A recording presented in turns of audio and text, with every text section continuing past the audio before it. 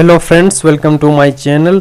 आज की इस वीडियो में मैं डिस्कस करने जा रहा हूँ प्लाटो की बुक द रिपब्लिक बुक 10, ठीक है, जो आपकी सिलेबस में है, book 10 of the Republic by Plato.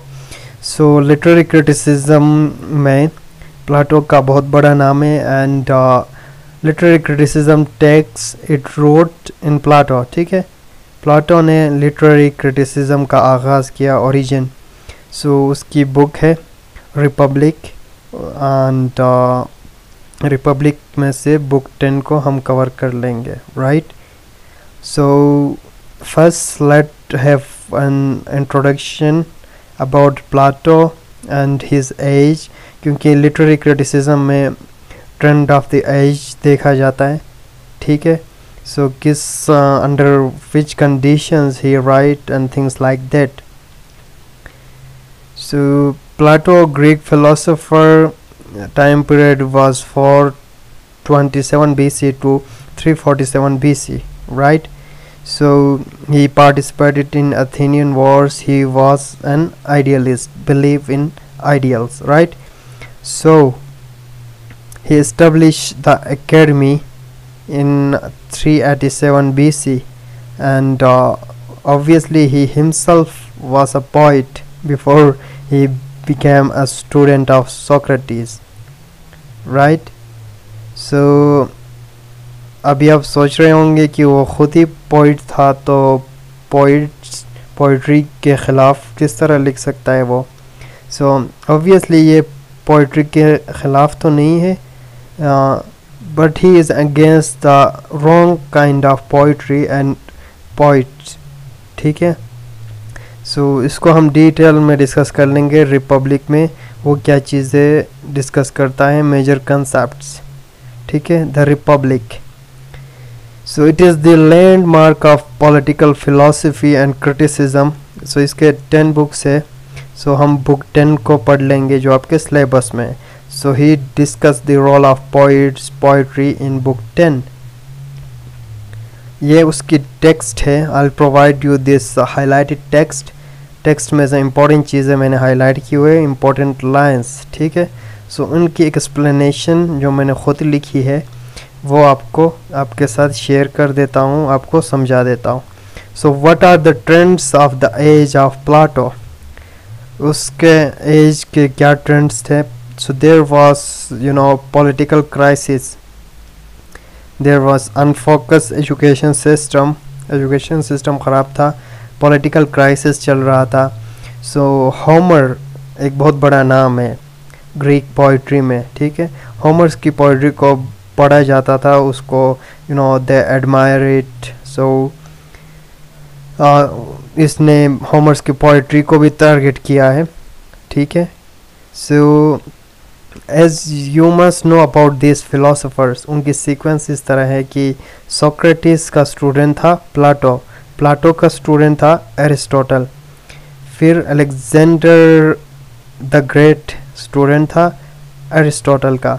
सो हम सिलेबस में प्लाटो का रिपब्लिक है और एरिस्टोटल की पोइटिक्स है, वो हम डिस्कस कर लेंगे, right. So Plato was an idealist, यानी रिलीजियस व्यूज़ में आइडियल्स पे बिलीव रखता था, राइट। कि एक आइडियल थिंकिंग होती है ना, ideal means to consider something perfect thing like this. So he make division of the arts into fine arts, जिसमें पेंटिंग, पोइट्री और म्यूज़िक को रख लेता है, और यूज़फुल आर्ट्स में medicine and agriculture and other things, ठीक है। एजुकेशन सिस्टम हमने कहा था कि आउटडेटेड था। So there was unethical teachings, corrupt था। So Plato was the first to undertake the mysterious, he was the first to understand the mysterious parts of poetry. Plato की the Republic book 10। So पहले वो खुद भी poet था and later on he change his mind, ठीक है। वो philosophy को तरजीह देता है, ठीक है। And so later he was influenced by his teacher Socrates, फिर मैथमेटिक्स, फिलोसफी और लॉजिक की तरफ जाता है। And then Plato views on poetry in book 10 में, बुक 10 को हम 3 हिस्सों में डिवाइड करते हैं, राइट। उसके व्यूज़ को द रिपब्लिक बुक 10 में, inspiration, imitation and condemnation. Inspiration में वो क्या चीज़ डिस्कस कर लेता है, वो कहता है कि poet can't right without an inspiration. Inspiration के बगैर पोइट लिख ही नहीं सकता। पोइट्री लिखने के लिए इंस्पिरेशन की ज़रूरत होती है, पोइटिक इंस्पिरेशन की, ठीक है। और वो क्या है, वो डिवाइनली इंस्पायर्ड, ठीक है। सो ये पोइट्स के ख़िलाफ़ इस तरह कहता है कि the poets they claim that they are divinely inspired. Poetry उनके ऊपर डिवाइनली इंस्पायर्ड होती है और वो खुद ही उस चीज़ को जस्टिफाई नहीं कर पाते। प्लाटो कहता है कि पोइट्स खुद इस चीज़ को जस्टिफाई नहीं कर पाते हैं कि किस तरह वो डिवाइन पोइट्री होती है, उनके ऊपर डिवाइन इंस्पिरेशन होती है, एंड सो वो खुद इस चीज़ को इस एक्सपीरियंस को एक्सप्लेन नहीं कर सकते, ठीक है। सो कहता है कि poetry is not creativity, a poet only tells the divine truth. कह रहा है कि इसमें पोइट्स की तो कोई क्रिएटिविटी है ही नहीं, उनके ऊपर जो डिवाइन इंस्पिरेशन होता है बस वो सिर्फ वही बता देते और ख़ुद उस चीज़ को समझते भी नहीं है, उसको एक्सप्लेन भी नहीं कर पाते है, कह रहा है, ठीक है। फिर वो कहता है कि poetry is not rational, poetry rational, logical इस तरह का नहीं होता, ठीक है। फिर इमिटेशन में वो कहता है कि हमने पहले कहा था वो आइडियलिस्ट था, he believes in ideal things, so for him ideas are the truths. उसके लिए बस आइडियाज़ ही ओनली ट्रूथ्स थे। सो कह रहा है कि फॉर एग्ज़ाम्पल वो कहता है कि पेंटिंग इज़ इमिटेशन। पेंटिंग हम ऑब्जेक्ट्स को देख के उस आइडिया को इमिटेट करते हैं, ठीक है। फिर पोइट को वो कंपेयर करता है पेंटर के साथ, ये भी हम आगे डिटेल में डिस्कस कर लेंगे। फिर कंडेमनेशन में वो कहता है कि social conditions of that age, and उसको जहन में रखते हुए वो पोइट्स को कंडेम करता है और अपने स्टेट से उनको निकाल देता है, right. So because the poets were producing corrupt poetry, इसीलिए, ठीक है। वो ओवरऑल पोइट्री के ख़िलाफ़ तो नहीं था, बल्कि करप्ट पोइट्री और करप्ट पोइट्स के ख़िलाफ़ था, ठीक है। उनके ऊपर क्रिटिसाइज़ किया है रिपब्लिक में। सो कह रहा है कि उसके व्यू पॉइंट्स ये है कि पोइट्री इज़ मॉरली करप्ट है, कह रहा है। मॉरल क्रिटिसिज्म किया है उसमें, कह रहा है कि पोइट्री इज़ मॉरली करप्ट होता है। सो कह रहा है कि पोइट झूठ बोलते हैं, poet tells lies about the gods. Greek mythology में गॉड्स को रिप्रेजेंट किया है अपने पोइट्री में, फिर वो मिस इंटरप्रेट करते हैं, मिस रिप्रेजेंट करते हैं, वो झूठ बोलते हैं। पोइट्स आर लायर्स, ठीक है। And then we will see emotional criticism. कह रहा है कि पोइट्स डिवाइनली इंस्पायर्ड तो होते हैं, बट दे आर अनरिलायबल। वो जो कुछ कहते हैं वो खुद ही उस चीज़ को नहीं समझ सकते, खुद ही उस चीज़ को एक्सप्लेन नहीं कर सकते, खुद ही उस चीज़ को जस्टिफाई नहीं कर सकते। They are irrational. So by reading such poetry, readers they feel weak and unhealthy. So इस तरह की पोइट्री पढ़ने से इमोशंस, रीडर के जो इमोशंस है वो वीक पड़ जाते हैं, कह रहा है, ठीक है। So he divided human soul into 3 parts: rational, spirited and desirous. Rational में वो कहता है कि it is the highest degree, ठीक है, दैट ऑफ अ सोल्जर्स का जो स्पिरिट होता है। फिर स्पिरिटेड उससे थोड़ा लवर, फिर डिज़ायरियस यानी लवेस्ट डिग्री, और डिज़ायरियस सोल किन का होता है, कह रहा है, पोइट्स का। फिर इंटेलेक्चुअल क्रिटिसिज्म उसका आ जाता है, उसमें क्या कहता है, वो कह रहा है कि poets do not have the knowledge of reality, they lives in illusion, ठीक है। रियलिटी से बहुत दूर है, पोइट्स इल्यूजन में रहते हैं, सो इनको डिसइल्यूजन करने की ज़रूरत है। So apart from that some important points in Republic में दैट कि poetry is waste of time है, कह रहा है। Poetry is exaggeration, poetry is abuse, evil, imitation, ठीक है।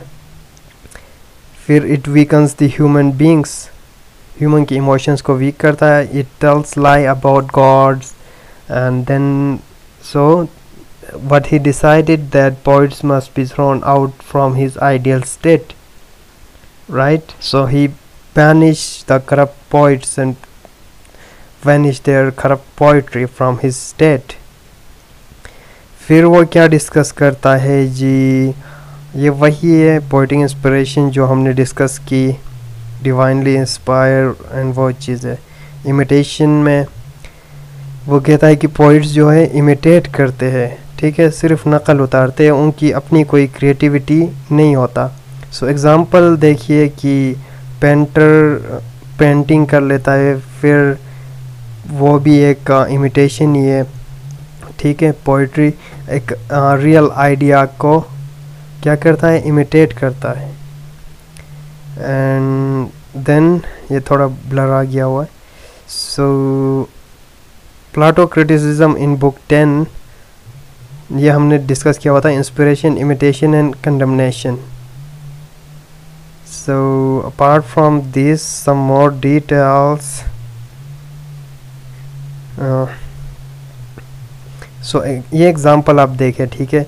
So idea is real for him, the idea is real, original God की जो आइडिया होती है, ठीक है।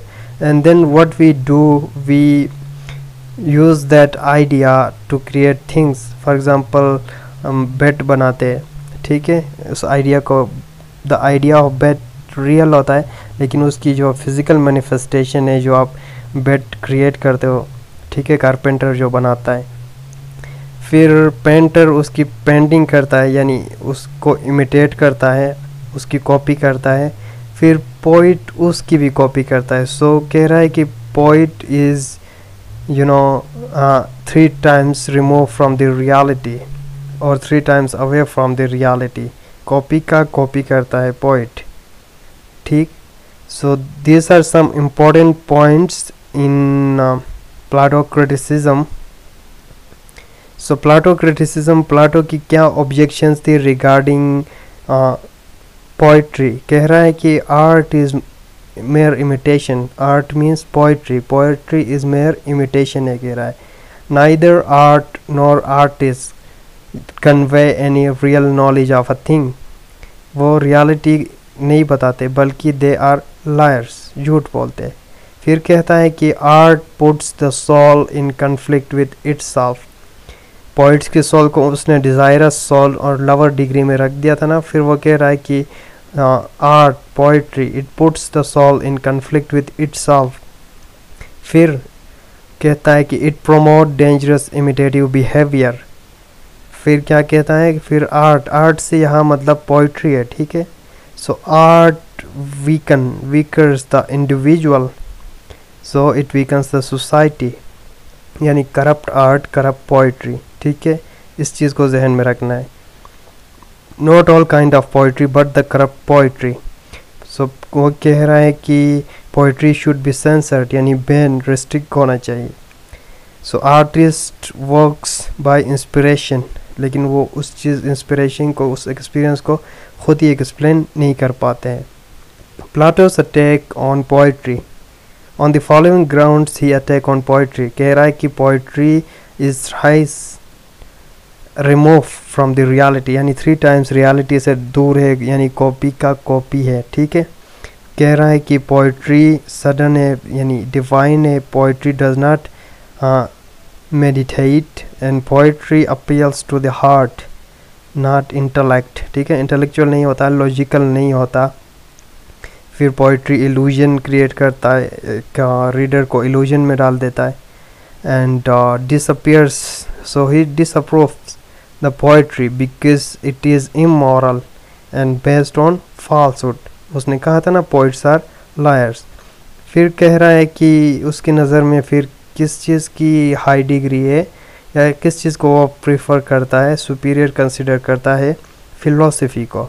Philosophy is superior because it deals with the truth. So वो idealist था। So ideas are real, ideas are the truths, the original idea, the idea of God, right?